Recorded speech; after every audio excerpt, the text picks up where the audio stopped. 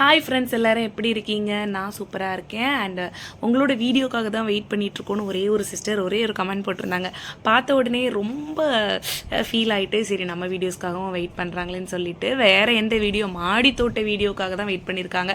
So நான் already சொல்லியிருந்தேன், ஒரு 2-3 நாள் கொஞ்சம் பிரேக் எடுத்து கொஞ்சம் மேக்கப் ஆர்டர்ஸ் இருந்தனால அதை முடிக்கிறதுக்காக போயிருந்தோம். இன்றைக்கும் காலையில் 5 மணிக்கெலாம் வீட்டை விட்டு இறங்கி 2 கெஸ்ட் மேக்கப், அப்புறம் ஒரு பிரைடல் மேக்கப். பிரைடுக்கு 3 சாரி மாற்ற வேண்டி இருந்துச்சு. 2 சாரி மாற்றி விட்டுட்டு கொஞ்சம் ஃப்ரீ டைம் கிடச்சிது. அந்த டைமில் போயிட்டு மண்டபத்துக்கு கீழே இருந்த ஹாலில் போயிட்டு டீ குடிக்க போயிருந்தோம்.